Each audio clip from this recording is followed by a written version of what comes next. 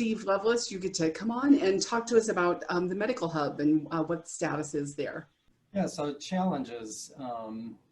Maybe I just give you a quick glimpse of current state, and I think that we're experiencing things very similarly at St. Vincent and at the Billings Clinic. Over a quarter of our patients in-house today have a COVID-related illness. So you think about that, we're at a very high census, so close to 215 patients. Somewhere between 55 and 65 of those patients are here with a COVID-related illness. Of those 55 to 65, at least 10 are in the ICU, and probably those 10 are intubated and receiving significant care.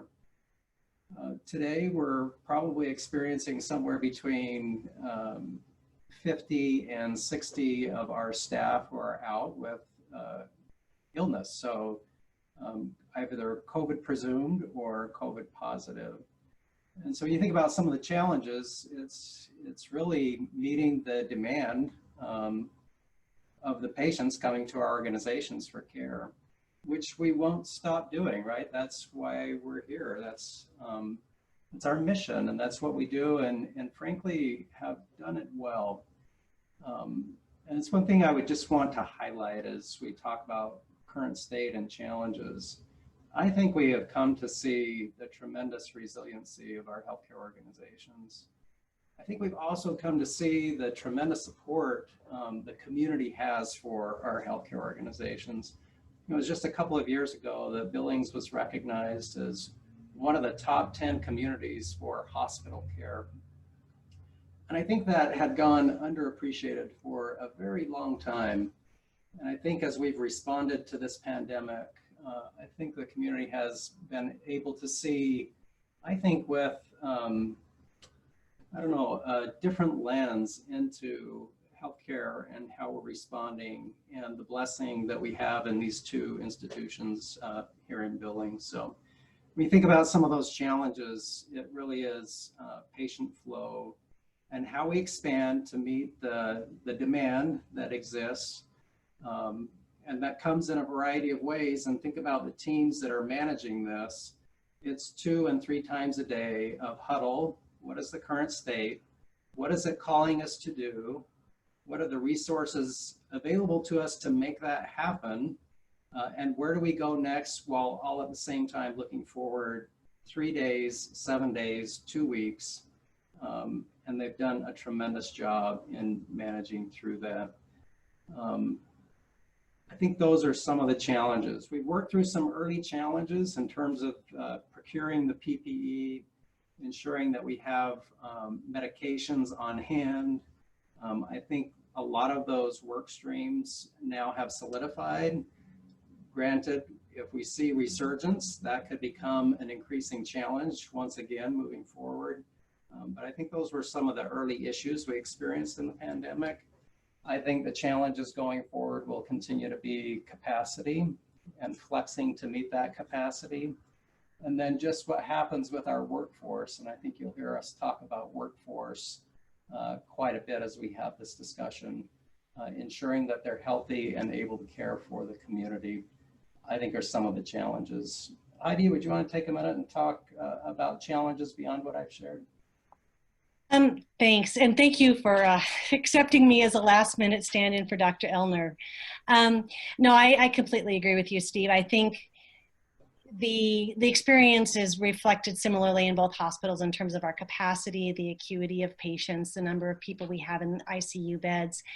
And we already had strains on our workforce. I think it's not a secret to anybody that we have, even before the pandemic, a shortage of nursing staff, CNA staff, therapy staff, and then that has only become more strained during the pandemic. And then you add on top of that the increasing number of patients we need to care for, plus some staff in quarantine.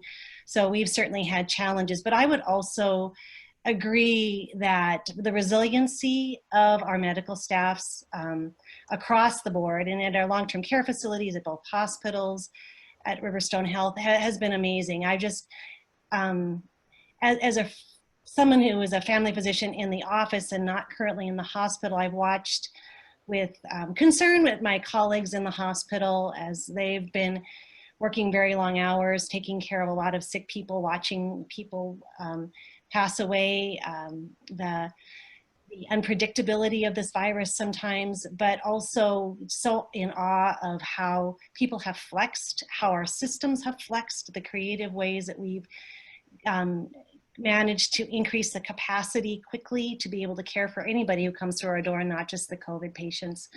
Some of our nurse practitioners going back to work as ICU nurses to help out. It's impressive, and we're grateful, very grateful for the support of the community.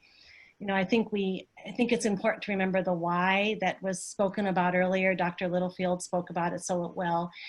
We talked a lot at the beginning of the pandemic about flattening the curve and why we needed to do that. And I think that's still a really important message to remember, why we need to continue to be vigilant with this virus, even though a lot of us are weary of it, is that we need to be able to keep the acuity of our patients manageable. We need to be able to give them care in our hospitals. As somebody else pointed out, we're a regional medical center, and we have responsibility to a large area that we are taking care of. So I think one of the other things is that we appreciate from the economic standpoint, I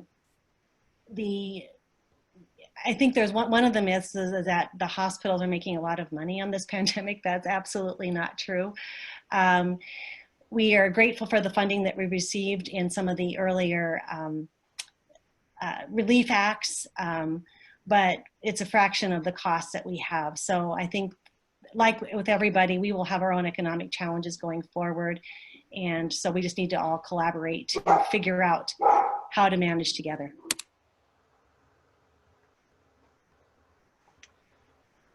So Steve, I think one of the other questions that you asked us to touch on was, how has this positioned then our organizations in the community looking forward?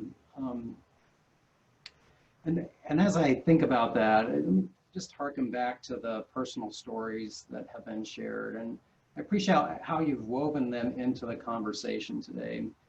Came across something earlier today, the concept that we're all experiencing our own reality. Be kind. And we see it through a different lens based on what we do and how we do it, the implications that it's having on our families and loved ones, and our work and the work that we do. And I think we have demonstrated that to a large degree, and I think we'll need to continue to do that as we work through the pandemic, recognizing I am impacted, but so is everyone else around me in their own way, and that need to be aware of that. As we look forward, I think that you can take confidence that we will emerge from this, and we will emerge from this stronger from a healthcare standpoint. I'm confident of that. We already are changing how we work. We're changing how we operate. I think we've learned some things through the pandemic that have catapulted us forward in ways that would have taken years to get there otherwise. As you think about things like telehealth. Now, I think we're going to have to get our systems in line to support that, meaning payment mechanisms and those kinds of things. But as healthcare organizations, we had already instituted process to be able to accommodate patients' needs from a virtual standpoint. And this just thrust us into that realm very rapidly. And we're there. We're able to care for patients remotely and do it very effectively, which when you think about the waste associated with travel, getting to and from an appointment, that can be eliminated. So now how do we keep that alive as we emerge from the COVID epidemic? I think we're learning some things about workforce. We're going to have to give greater focus to a workforce in new and different ways as we emerge from the pandemic. And I think we're well positioned as a community to be able to do that, whether it's at the provider level, all the way down through all levels of staff within our organizations. we're learning things about our physical facilities that really need to change in order to accommodate this concept of flexing up and down to meet the needs of today. And I'm sure as we build and look at facilities into the future, we'll do it differently moving forward because of what we are learning right now. I think we've also proven that we can be much more nimble than we have demonstrated in the past within this industry. And I think you'll see that we'll try to hold on to that nimbleness as we emerge from the pandemic looking forward. I think the other thing we've seen is just the tremendous importance of partnership. And you've seen and experienced that today. We have great partnerships within the community, within the state, within the region already. I think you're going to see a furtherance of those partnerships again as we emerge from the pandemic. Heidi, others that you would add? No, I think you said it very well, Steve. I think and I'd like to emphasize the point that you made about we've shown ourselves that we can be a lot more nimble than we thought we could be. And I hope we continue to apply the lessons that we've learned in this pandemic. You know, Karen, I don't know if we have more time, but I want to reflect quickly on something John Felton said when he was reminding us that we enjoy the status as the regional medical hub. And from my perspective in my chair, that means economic activity and churn and everything that means. But you serve that role in good times and in difficult times.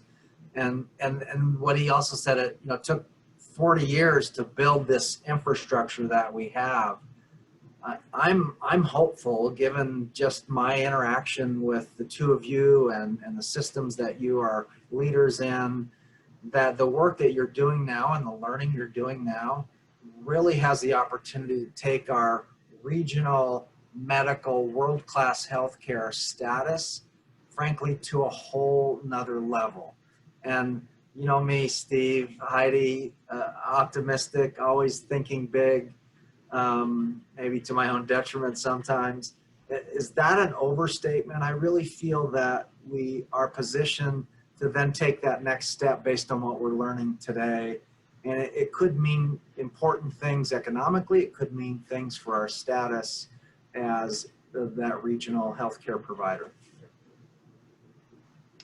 Yeah, and we enjoy a great position in that regard today, right? If you are experiencing illness in the state of Montana, you want to be in Billings. This is where you want to be cared for. We see it in our, CMS 5-star recognitions 2 years running, in our health grades awards. We see it in Leapfrog, and I mean, just these accolades that continue to come in unsolicited just because of the way that we do things. And I think you'll see that will continue, Steve. So how do we get even better, even faster? I think we're always challenging ourselves down that path. I think the learnings of the pandemic will help us go even faster.